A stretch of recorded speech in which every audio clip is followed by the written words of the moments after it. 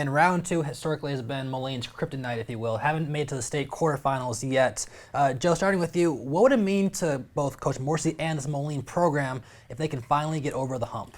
Will be good for Mike because I'm sure he's tired of talking about it. Yes. That's for sure. I've known him for a while, and it's been, he has that what their program has able to have the level of success. It's something that everyone in the Big Six wants it.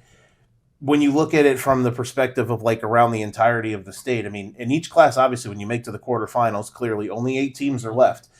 Quincy just the last 2 years prior to this, they obviously had a historic senior class with a quarterback who broke a whole ton of records in the conference and set some high standards in the state. They went to 2 straight quarterfinals. It's something that's you rarely see in our league, at least in the Big Six.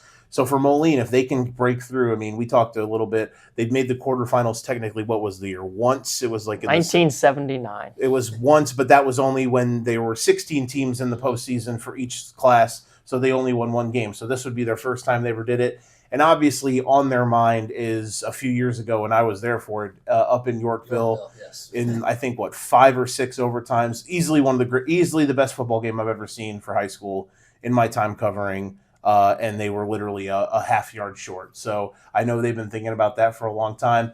Unfortunately, in a small, weird, twisted way, they could have played Yorkville to try to get some quote unquote revenge. Obviously, Glenbard North, they don't. I know Mike and those guys don't care about the opponent, but Grant, I'm sure you can attest to it being around them as well. Like this.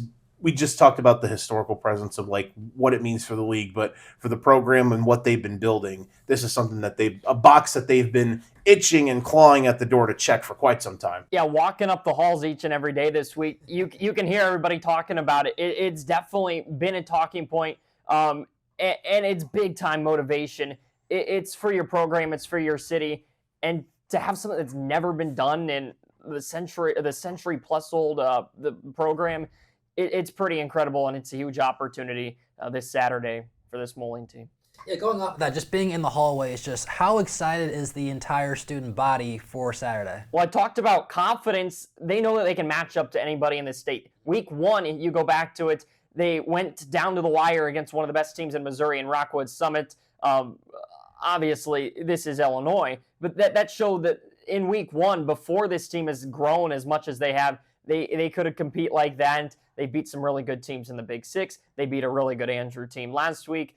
So although Glenbard North is coming off a tough schedule, Moline has done the same, and they've known they can beat everybody. So that confidence and that excitement is really leading towards a fun one on Saturday. Yeah, and week 2, they beat Sycamore, who I think won 11 games last year, or 9 games, or 10 or 11 games last year, made the quarters, or the semis, I believe.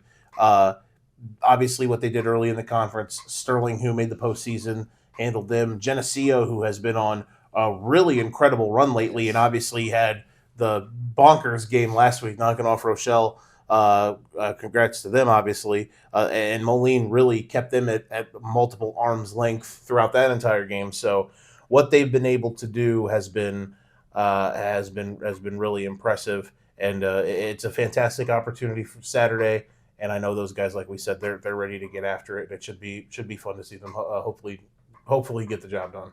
I got to ask you, being a UT guy, you're wearing maroon right now. Does that hurt? Listen, no, not at all. I grabbed this out of the rack today, and I laughed. I was like, "Oh, this is funny."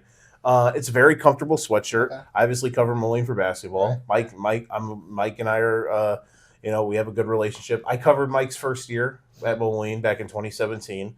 I obviously have covered multiple playoff games throughout the year. We talked about the heartbreaker from a few years ago. I was unfortunately had to be the one who voiced that. So Grant gets to do the duties. Hopefully he's done a good job of bringing them some luck this year. So I hopefully they can get it done. But no, I want to see a lot of these teams in the conference succeed. And as we said, we talked about Geneseo for a second, like seeing them get that win in a crazy way. Good for them.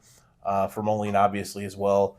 I hope this would be. It's really cool to see these teams in football, which it's a rare. We see in basketball some runs be made, right.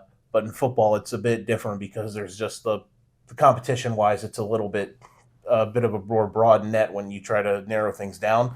So for them to be able to try to knock this off and keep going at it, I think would be really cool. Awesome. Well, Joe, great. Always great seeing you.